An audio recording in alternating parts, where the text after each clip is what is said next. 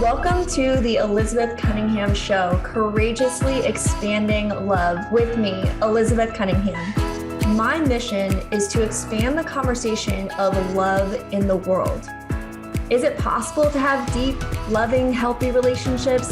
Have you ever been curious about having more than one relationship or partner at a time? Get ready to transform in love, be courageous, and set yourself free. In this show, we talk about relationships, sex, love, and the ways we wish we could be, but never thought were possible. The Elizabeth Cunningham Show starts now.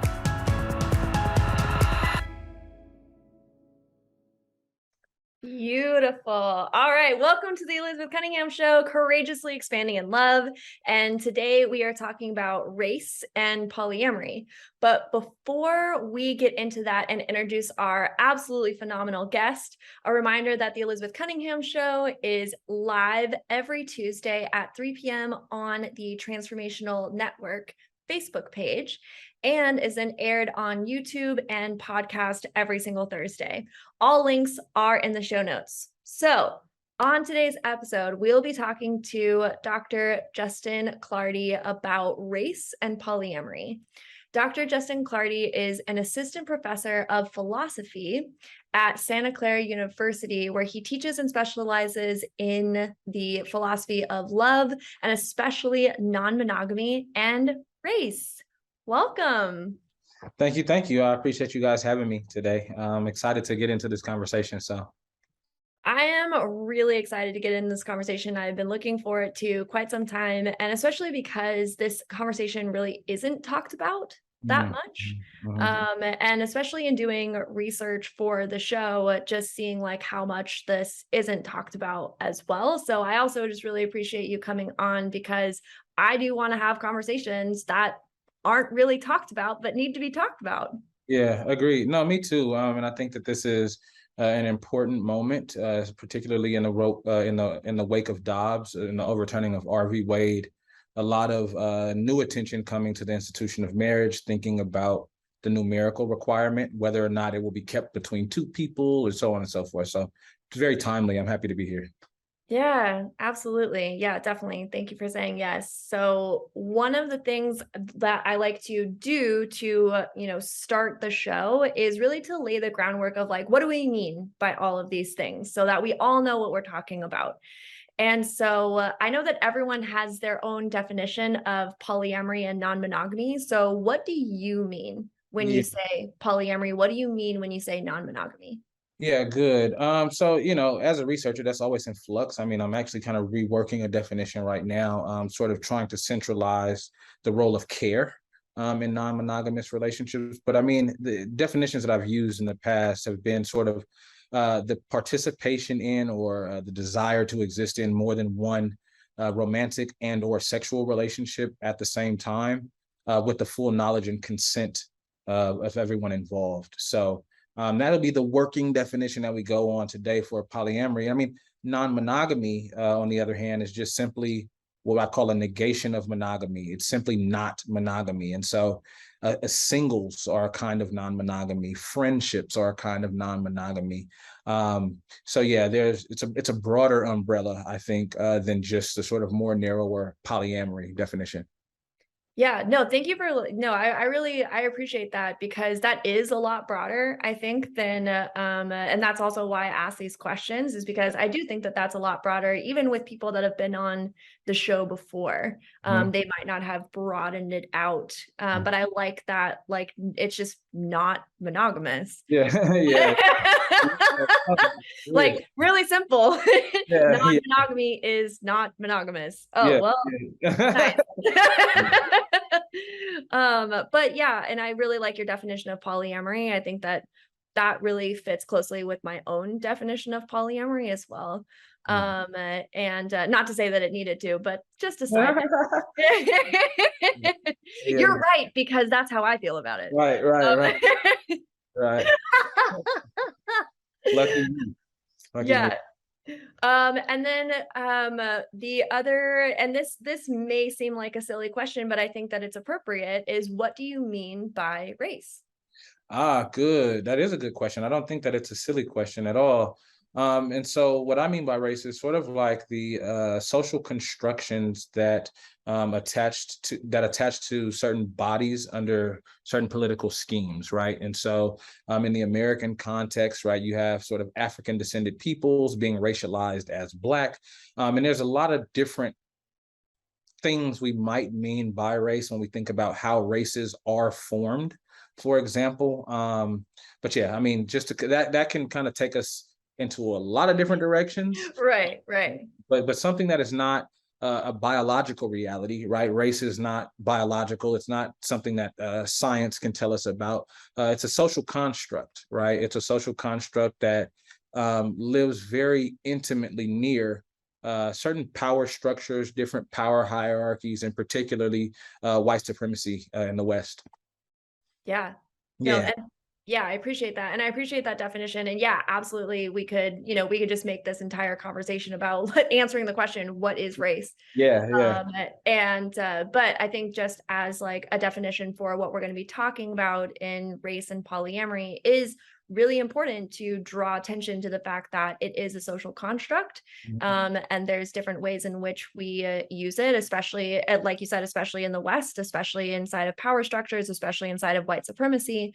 And that impacts how we relate and how we love and the relationships that we build as Yeah, well. yeah, absolutely. Yeah.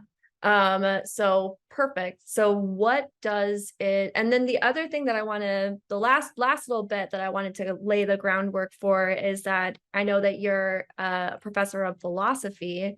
And so how does that impact, or, what kind of lens are you looking through when you're looking at the conversation of race and polyamory? Yeah, a couple of different lenses, actually. I mean, I think the first is which we're trying to get at the nature of things, right? Sort of the most pure philosophical question one could ask is like, what is something, or what is the nature of something? And so when we talk about what is love, when we talk about what is race, I think that these questions just are very straightforwardly philosophical ones. And so I have a certain kind of training that informs how I might respond to those questions. But then there's, aside from this metaphysical, like what is a thing, right? There's this, this sort of the social and political consequences, the very material realities that are shaped by some of our commitments to metaphysical entities like love, like race, like justice, for example.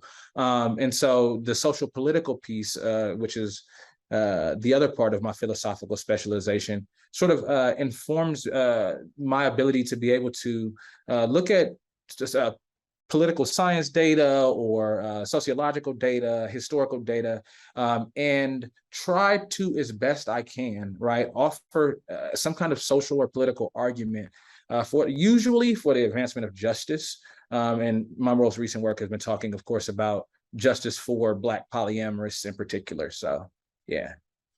Yeah. Beautiful. No, Yeah. thank you. That I mean, just like I am in such awe and gratitude of that work. Seriously, like that, and like that's my bread and butter, like I Yeah. love being the entertainer. I have the show, all of that stuff, but like deep down, like that's my bread and butter. And so again, just super excited to be having this conversation on so many levels. I'm just like, man, I wish that you were here and we were having a cup of coffee and you're just like staying at my place for a minute. Yeah. It was an open invite, man. There you go. Come up to Seattle, have a cup of coffee with me. Let's talk about it. Yeah. The coffee is so Seattle. Like you're so Seattle with the coffee. It's so Seattle. It's true. You're not wrong. Um, okay, so inside of this conversation, and I really like that, looking not just at the philosophical side of it, what is this thing, and like the ways that you can go down into those different types of, trains of thought, but also the like, what is like the real life implication of these things? Yeah. And that's really what I want. That lends itself very well because that is really what I want to focus on. Like, what are the real life implications of race and polyamory? And what are we actually dealing with here? right? Because I think that since we don't have this conversation, that we don't even know what we're Mhm. dealing with, Mhm. right? And I Yeah. guess when I say we, just to be completely frank, I'm actually talking about white people. I think that people like let me be clear what I mean when I'm saying that. Yeah. Yeah. Because white people don't talk about race. I didn't grow up talking about race. Yeah. And as we all navigate through the world and we learn more and more and we're discovering new things. And especially as white people, the some of us who are having these conversations, you realize more and more how we're not having these conversations and Yeah. the implications of not having these conversations as well. Yeah, yeah, and I mean, I think that sort of like the thinking about these consequences and the impacts on people's lives. I honestly think that that's the starting point, right? Like we think about love or we think about race as somehow not existing or being related to like our lived realities, right? So, and I'm sure we'll probably get into this at some point later in the conversation. But people say, "Oh, well, love is love," right? Which, in some senses, has some truth to it, but I'm always quick to sort of point out the ways that class position, for example, right, mitigates people's ability to be able to access loving relationships, to be able to access romantic relationships or erotic relationships, right? And so, even in conversations about love, without talking at all about non-monogamy, I still think we have to have very real material conversations about the impacts of things like race, but not just race, also the impact of things like class on our ability to find and find partners and sustain relationships and so on. So yeah, yeah. Yeah, absolutely. Well, we are going to get into that and we're going to go on a short break. So when we get back from the break, we are absolutely going to dive into like what are the real implications here and what are people really dealing with? Sweet, sweet, sweet. Yeah.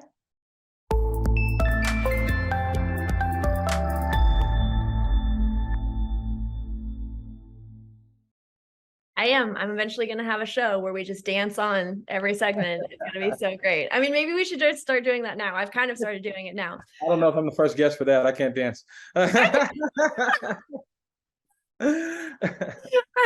doing like a head nod. You're doing great. You're Oh doing yeah, awesome. okay, okay. Well, thank you. Yeah. All right. Welcome back to the Elizabeth Cunningham Show, Courageously Expanding in Love. And we are talking about race and polyamory. In the first segment, we really set the groundwork for this conversation. We talked about what do we mean, specifically in this conversation, what do we mean about with what is polyamory, what is non-monogamy, what is race, why is this such an important conversation to have? And the lens in which you look at this, Justin, and looking at it from a philosophical point of view, but also a practical point of view as well. And so that is where we're leading into now is what is the question is like, what is the problem, Mm, right? Like, mm, what are the problems yeah. that we see that we're running into when we're specifically looking at race and polyamory? Yeah, that's a very good question. So there are a bunch, right? I think that many of them are related to other problems for Black existence in America, right? So of course you have things like the prison industrial complex, right? You have sort of the threat, the ever-present threat against Black bodies. You have what people are now calling the marriage crisis, right? Like why aren't more Black people getting married, and why are more Black people getting divorced? So I think that these are all problems. The one that I'm focused on in particularly is marriage, and thinking about how it functions as like a vehicle, right, or like a conduit through which people get citizenship, other rights and benefits as they pertain to the economy, whether we're talking about tax breaks or certain protections on married children versus say the lack thereof for children who do not belong to married parents, so on and so forth, things like custody, so on and so forth. So one example is in this book titled Minimizing Marriage by Elizabeth Brake. She mentions that there are upwards of around 1,200 pieces of legislation in America that mention people's marital status, right? So the idea of whether or not one is single or married, for example, factors into how the state treats you, at least in regard to these 1,200 pieces of legislation or so, right? And so, yeah, when we come to think about, okay, here are these dyads or these monogamists who are eligible to receive these kinds of benefits and preferential treatment by the state, what does that do to and for other relationships that don't actually adhere to that model, right? So what about non-monogamous relationships, right? And this is not just like a love and relationship problem. Like I said a second ago, right? A lot of the problems are related to other issues, other Black issues in America. So when we talk about the economy, when we talk about underemployment, we talk about the disproportionate numbers of Black people who live at or near the poverty line, right? And then you look right over your shoulder and you see, okay, well, marriage is in some sense like an economic vehicle. Well, if you're Black and polyamorous, so you're Black, maybe living at or near the poverty line, and you can't access the institution of marriage as a non-monogamous or as a polyamorous, those issues get exacerbated, right, in the context of, say, the lived Black experience in America. So those are just some of the problems, right? I mean, yeah, I mean, there's tons. Yeah, Tip of the iceberg yeah, of yeah, the yeah, problems. yeah, Yeah. yeah. And I guess, and one of the questions that got brought up for me that I think that you already answered is that, you know, I think I'm always trying to think of what are the questions that people would ask who would play like devil's advocate, or, you know, Yeah. who are like, who may be listening right now, where it's just like questions that come up, right? Mhm. Um, and one of those for me is like, yeah, well, like, why do people who are polyamory, why do people who are polyamorous, excuse me, um, Yeah, um, care about relation or marriage, yeah, right? yeah, Why should we care about marriage? mhm, And I think that you said it really well, which is that, you know, people get preferential treatment yeah, yeah, in being married, and not just inside of like economic circumstances, but also in just in privilege as well, like yeah. how, like the access that your kids have to things, the way that people treat you, Mhm. the validity to which people hold your relationship. Yeah, yeah, yeah. And I Yeah. can, and I'd like to speak to that question a little bit more. Like, Yeah. I think it's a perfect question. Like, why should we care about marriage? Mhm. And I think that, you know, historically, right, especially again for Black people, right, there's been this sort of push in the Americas since Black folks arose in Jamestown, thinking about sort of like what it means to be an American citizen. And so you have slavery, right, chattel slavery, then you have abolition, right, you have Civil War, you have abolition, right, then you have the sort of Reconstruction, right, and then sort of like in this process of Reconstruction, after the Confederacy falls, you have this sort of like, in some senses, like a naturalization process, like this idea that in order to do two things, one, make Black subjects now citizens under the United States flag, right? We want to marry them off. But there's also a second motivation, right? There were children being born under slavery, not just of the will, sometimes, yes, of the will of the, parties that come together to do the procreating.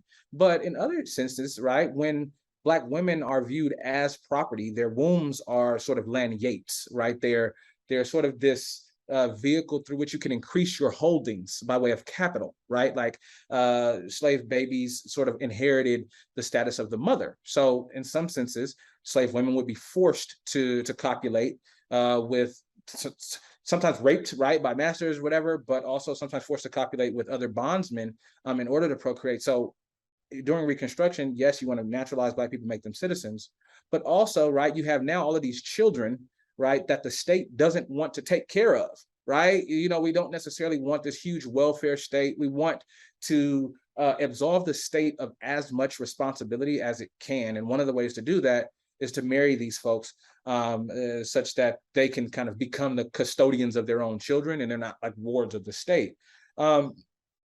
And aside from sort of like, again, this is very political, and I've talked a little bit about the economic, but then there's also this sort of social push, right? So what marriage also does in this sort of naturalization process of making citizens, right, is in some senses counts against the narrative that Black persons are savages, sort of hypersexual beasts, right? Who cannot control their sexual urges, which is really ironic because, again, like I said, some of their copulation was actually forced, right? So this idea that they become hypersexual is something that can be investigated. But you sort of have that. So if you can, as a Black person, show yourself to be fit for marriage, you kind of seem to purchase some kind of real estate into this, I don't know, space of respectability. This idea that now you're a dignified human being, now you're a respectable and worthy human being, right? Because you're married. So marriage kind of, has its hand in a lot of our everyday dealings in ways that are not always the most visible to us. So, yeah. Yeah, and as you pointed out, has a really long and harsh history Yeah, yeah, yeah, yeah, yeah, inside of what's possible for mhm, Black people yeah, yeah, in the institution of marriage in the United States. yeah, yeah, yeah, and that's I think something that I come up against a lot. I think that a lot of my work to this point has pointed towards a need to reform marriage in a really radical way. And I've entertained the idea of whether or not marriage ought to be abolished, and I still go back and forth on that. Um, like whether or not a liberal state can actually have an institution of marriage, right? Whether or not that's like a legitimate thing that this kind of democracy could do. Right. And yeah, so yeah, and with the reform route, you still bump up against these things and say, okay, well, if we reformed it and let more people in, we would still at some point be excluding some person group, so on and so forth. So I don't know, that kind of complicates the reformist picture for me, right? Thinking Yeah. about, maybe the answer is not just letting more people in, maybe Right. the answer is getting rid of the thing altogether. But on that route, it's just like, well, what about all the people who were wrongfully denied participation, right? What about their reparations, for example? So I don't. It's really messy, man. It's really messy. Yeah. Yeah, there's not a clear answer. And the other thing too, in talking about race and polyamory is that, we're talking about Black people, Yeah. but there's multiple races. Yeah. And so I mean, I'm like, really, but this is a huge topic. It's a deep topic. And obviously we could talk about it for days, hours, months, weeks, years, and people you do. Yeah. And we should be. And like just a little bit, say a little bit about, I would love to hear a little bit more about what other people who are not just Black, who are not just white, Yeah. experience inside of race and polyamory. Yeah, so good. I mean, I think that so the work of Kim Tallbear focuses on indigenous populations and sort of like love styles, rituals, so on and so forth. And so I think that like running alongside this problematic history of African Americans in America, right? You have this history of sort of Native Americans or indigenous populations in America as well. And so, as America gets colonized, Yeah. you sort of also get the eradication and the erasure of these sort of very long-standing traditions, even in sort of like long-standing mating traditions, long-standing relating traditions that Native persons practiced and enacted, also in the service of trying to be fit into this sort of Western monogamous ideal. And yeah, I mean, I think that there's a lot of good work being done by sort of social media influencers right now. I know that you had the opportunity to speak with polyamorous while Asian, Michelle, I believe. So, Yeah. I think that we're starting to see the amplification of different voices in non-monogamous spaces. And yeah, I think that that's important because I think those perspectives are best given from, those social and political positions. Yeah, for the people who have that lived experience. Exactly. Yep. Yeah, Yeah. absolutely, 100%. Well, thank you for going a little bit deeper into, I mean, I feel like what I want, this is what I want to say. What I want to say is that 15 minutes is hardly enough time to do this topic justice in this one segment. Yeah. And we are going to go on another break. And what I do want to talk about when we get back is what can we do? Right. Okay. And you kind of mentioned it a little bit, like you go back and forth between like reformists, like, do we, abolish it? Like, what about this? But I also want to talk about like practically what we can do. Cause yes, there's like, reforming marriage, what does that actually look like? But like practically, when we're looking at race and polyamory, how do we apply this to our lives, like right Mhm, now? mhm, And mhm. so that's what I would love to talk about when we get back. Okay. And so we'll be back in like a couple minutes.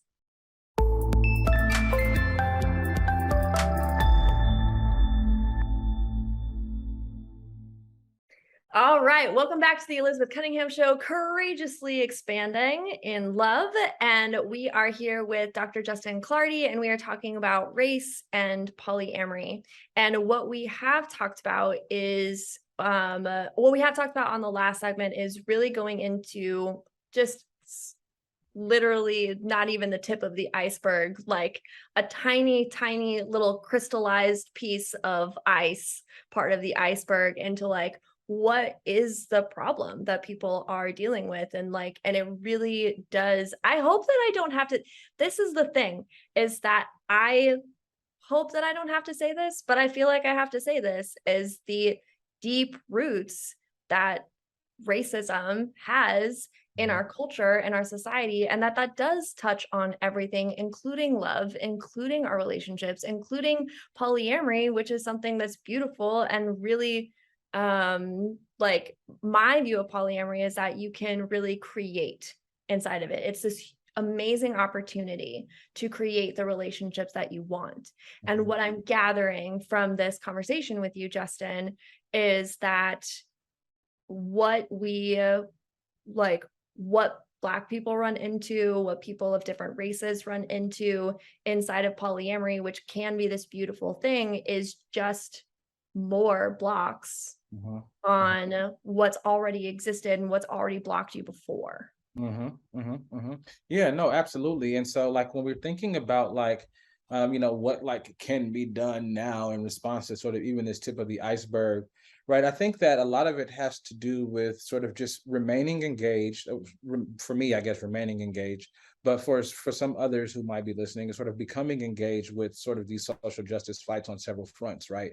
Because they're not disconnected, they're not like not associated with one another. So if we want to improve, right, the lot of people's love lives, and particularly Black folks, again, who I'm concerned with, then we also have to sort of abolish prisons, right? We have to sort of decriminalize a lot of the, excuse me, decriminalize things like marijuana. I mean, there's the whole Brittany Griner situation, being wrongfully detained.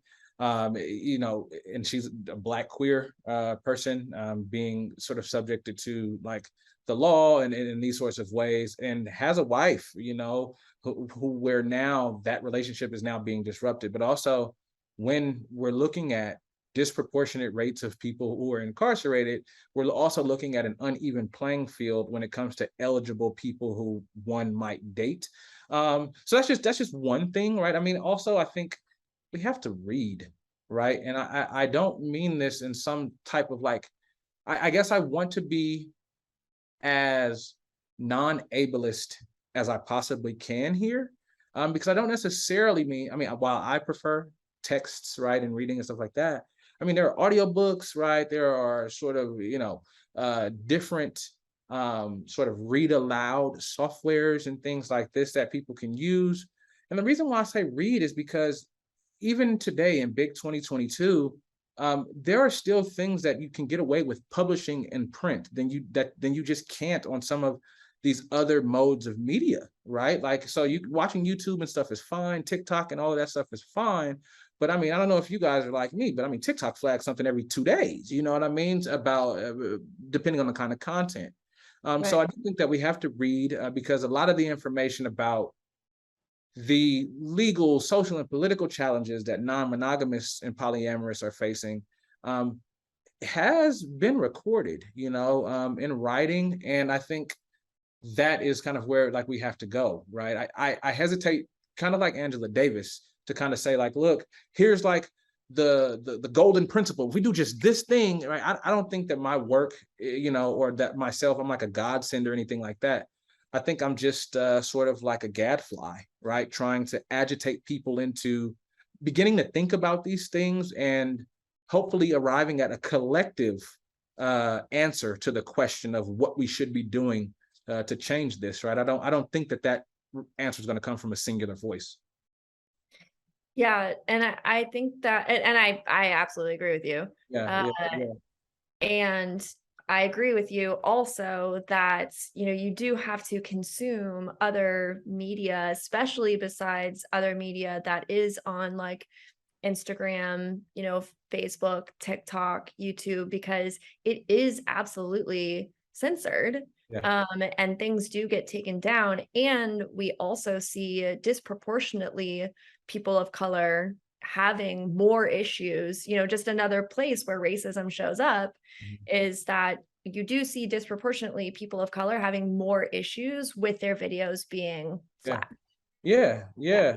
And that's wild. And it's like, like, man, I think about sort of like, again, like you said, the ways that racism kind of shows up, not just in technology, but in our relationships. And one of the things that I guess I haven't really like touched on yet is sort of interracial, like dating, things about like, let's say like white partners and black partners in polyamorous relationships and things like this. And, sometimes folks tend to think that, oh, well, because I have a black partner, right, there's no way that I could be reproducing like racism, right? Because look at my polycule, look at my family, so on and so forth. Right. So this sort of motivation to kind of feel the need to like do this reading or do this extra work to kind of, I don't know, but I don't know, make oneself less problematic, Right.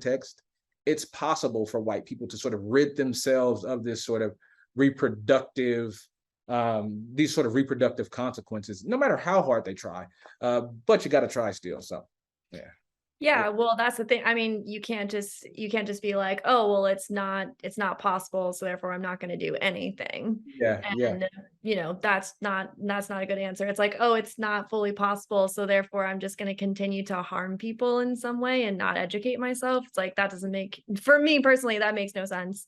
yeah, Um, and yeah, you do have to take the steps forward. And also speaking, just from my own personal experience, I mean, I grew up in like very white spaces. And I know that a lot of people like me, think that, well, if you're a good person, then you can't be a racist. Like that was kind of the idea that I grew up with. Was, if you're a good person, then you're not a racist. And so I think that that's what gets perpetuated, or that's one of the thoughts that gets perpetuated, right, in interracial relationships. It's like, see, like, and this is terrible, but it's like kind of the thought where it's like, see, I'm not a bad person because like this person who's, black or Asian or, whatever race they are, mhm, um, loves me, accepts me, all these things. Like I must be a good person, so therefore I must not be a racist. And yeah, so therefore there's like no work for me to do, which yeah, is just untrue, because also just ultimately that argument, like if I'm a good person, then I'm not a racist, is just not true, period. yeah, yeah. Right. No, right. Like, and I think that, I mean, one of the things that it makes me think about is how racist gets attached to the character of a person, right? Mhm. So, like, I'm wondering if the message was something like, if you're a good person, that doesn't mean that you can't be complicit in racism, right? I wonder if that was the message. Might that have been more helpful? Because, I do think generally that racists are bad people, right? So when I think about the good person, perhaps it could be in some senses separated from the racist.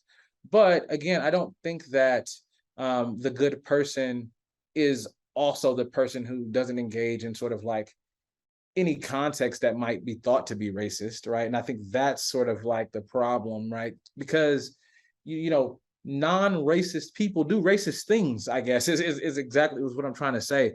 And Mm. a lot of that has to do with the context, has to do with ignorance, right? And sort of like blindness, right? I mean, when it's sort of I don't know, like super conscious and being carried out, then I think that those people are racist and are bad. Like, you know, but also, yeah, you know, I think there's these sort of more innocuous cases or these more mundane cases that are actually more dangerous and threatening to the overall vitality of a racially healthy society. So, yeah. Yeah.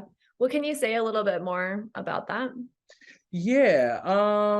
Yeah, I don't know how much time. Oh, so yeah. So when I think Oh, about also, I think that let's skip this last break. okay. We're gonna skip the last break. We're gonna keep going, and then we'll just keep going. Okay.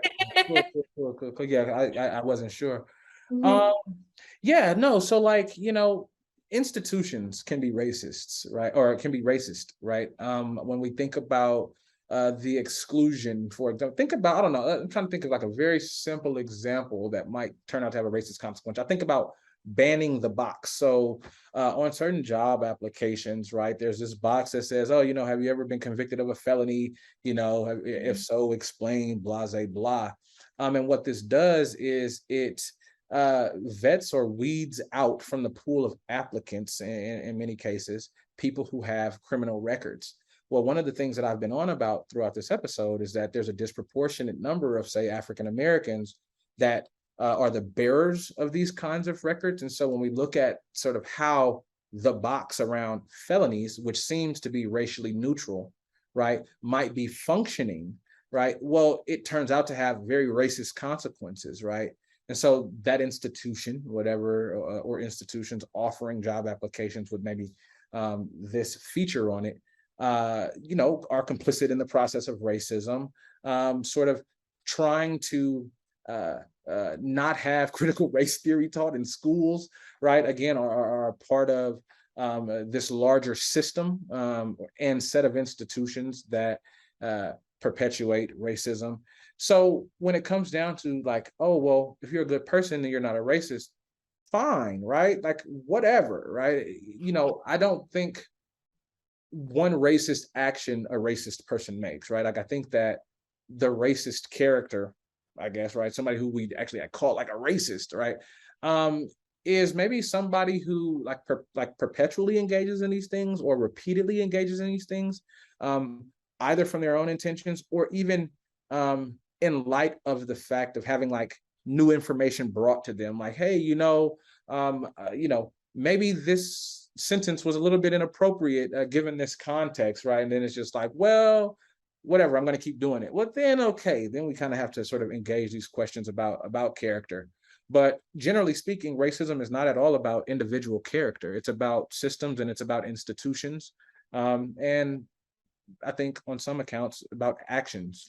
So, man. Yeah, no, and thanks for expanding on that as well. And I think that that is also a great way to start dismantling and having people actually look at what behaviors they have. Yeah. Is because if people think that it's like an attack on their character, then they're like way less likely to actually look at it. Yep. And then being like, no, this isn't an attack on your character. This is something that's been learned and taught, and that, you know, you have grown up in this particular way, but other people haven't grown up in that way. Yeah. And so if we want to learn and actually get along, and again, like, you know, bringing it all the way back to polyamory, you know, Yeah. if you want to be in relationships, like if you are in an interracial relationship, knowing the world in which your partner lives in, right? Mm-hmm. Mm-hmm. Mm-hmm. Knowing their world, knowing what they're up against, knowing, you know, different nuances about how the world treats them. Yeah. Because I think that generally speaking, right, like when I think about polyamorous relationships or just relationships generally, I think about the role that care plays. Mhm. And I think about care as being in some ways a dynamic process, especially when we're talking about adult individuals, right? I think that in the case of like parents and kids, it gets a little bit different, but like at least amongst adults, we have to learn how to caretake for other folks. And on my view, how we learn that is through what those folks articulate to us as their needs, right? Mm. Like, and when you're sort of like a racialized subject, some of those needs, many of those needs will be made more particular given the fact that you're coming from a racialized position, right? And so one's partner can't know, aside from, actual conversation. And if you guys aren't not having those conversations, um, yeah. I mean, I think that not only are you guys doing the relationship a disservice or relationships a disservice, but also again, just socially and politically, like the society, right, is being done a disservice. So yeah. Yeah, well, I mean, because relationships don't happen in a vacuum, right? Like relationships are not just like at your house interacting with one another, which it Right. can absolutely show up there, but you are going to go out in the world with one another. You are going to, have different experiences with different groups of people, with different people interacting with you, Yeah. with different institutions. Like, yeah, if you do decide to get married, or whatever that looks like for you, and all of the things that come up for you. Mhm. And what comes up for me is like, when you don't have a lived experience of something, that you have a lot of blind spots around it, like Mhm. because you just don't know, because you haven't lived that experience. But if you know that you don't know those things, then you can be particularly aware that Mhm. you don't know something. Mhm. It's Mhm. like there are things here that I don't know, Mhm. and they're important to my partner, Mhm. and they impact my partner, and so therefore they are important to me. And I think that that goes along with what you were saying about care in a Yeah. relationship. Yeah, absolutely. Because again, like you're saying, right, like these lived experiences will like differ. Mhm. And so like, even like there's this tendency to try to, I don't know, forge solidarity in like the sameness of experience. And so sometimes like, you could be like talking to, I don't know, whether a white partner, I wouldn't know, I don't have white partners.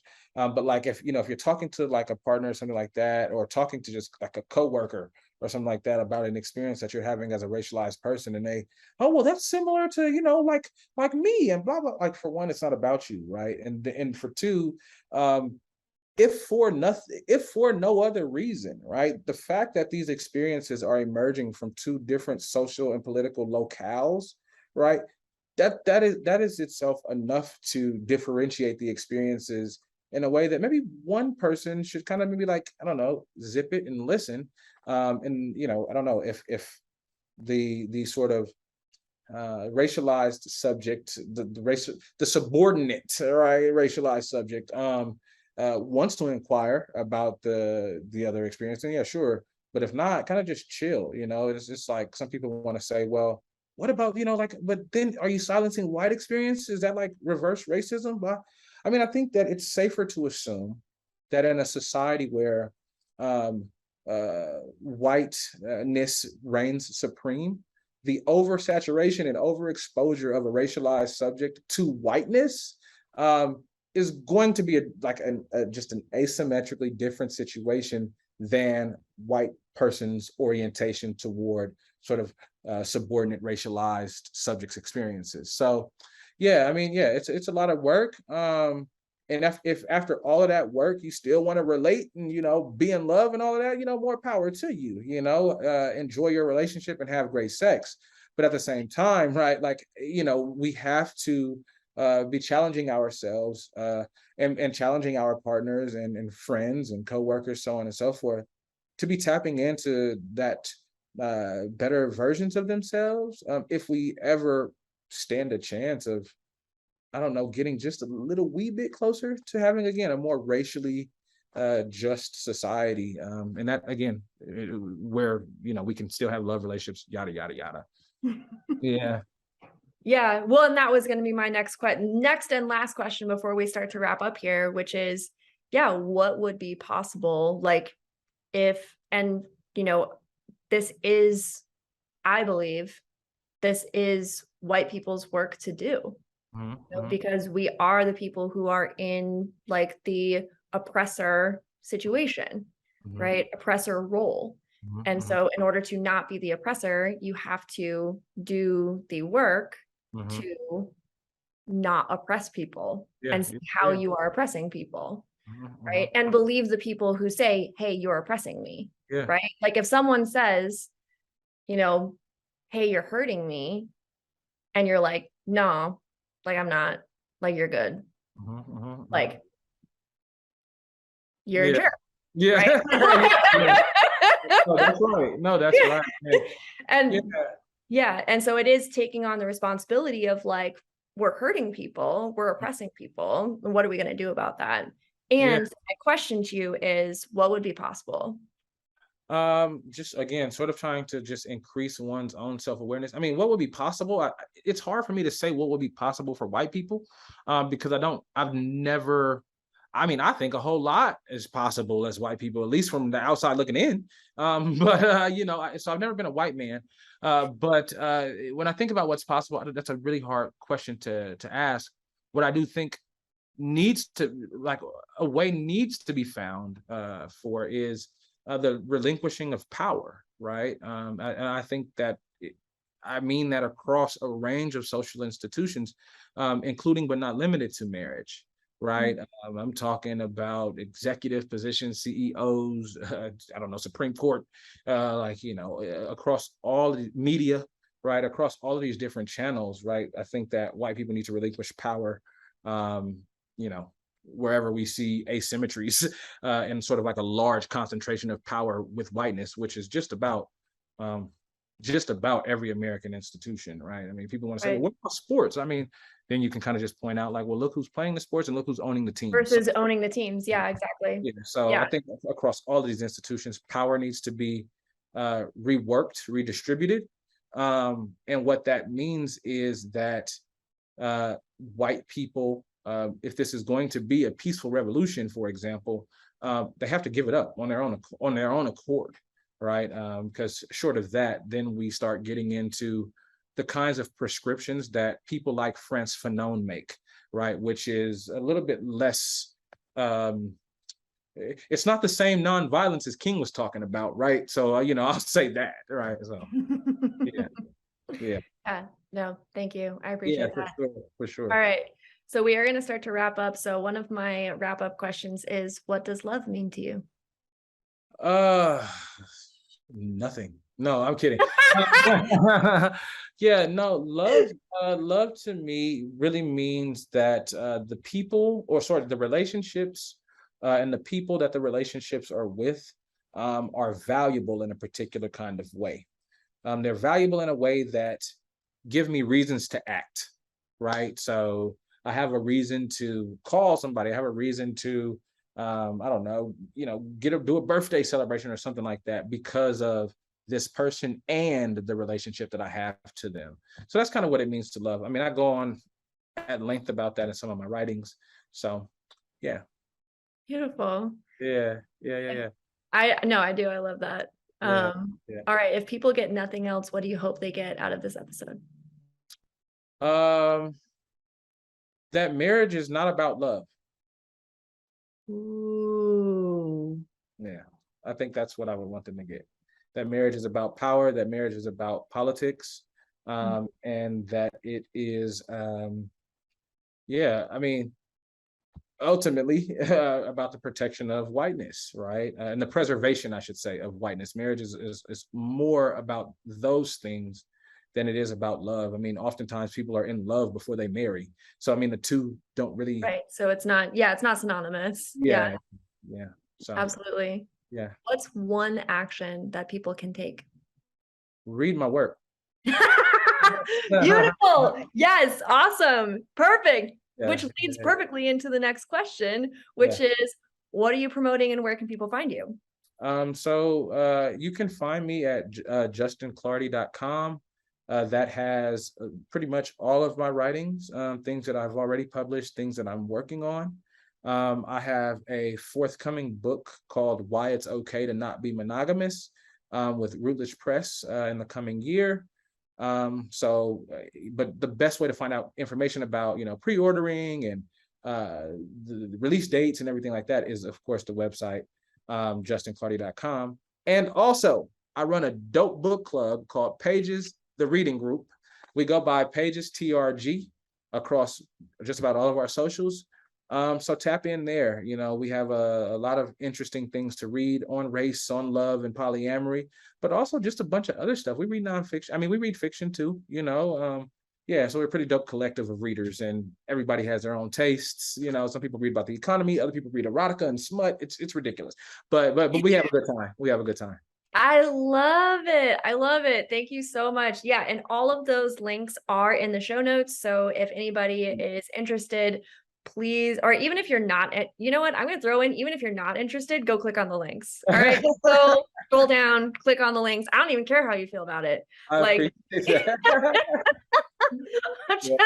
Just caveat, don't care how you feel about it. Scroll down, click on the links, check it out, because this is absolutely an important conversation.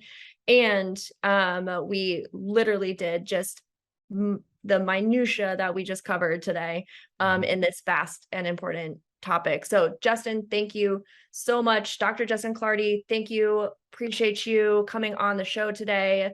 It's been an absolute pleasure, absolute honor. And for every single person who is listening and or watching, remember to like, subscribe, turn on the notification button, do all that stuff so you don't miss anything. We're live every Tuesday at 3 p.m. on the Transformation Network Facebook page, and then we're aired on YouTube and podcast every Thursday. All links are in the show notes. Again, don't care how you feel, scroll down, show notes, do it. And then until next time, keep loving. You have been listening to The Elizabeth Cunningham Show, Courageously Expanding Love with me, Elizabeth Cunningham. Tune in live every Tuesday at 3 p.m. Pacific Standard Time on transformationtalkradio.com, where we shed light on relationships, sex, love, and the ways we wish we could be, but never thought were possible. Learn to love yourself and create the relationships you want. Connect with me at ElizabethAnnCunningham.com. That's ElizabethAnnCunningham.com.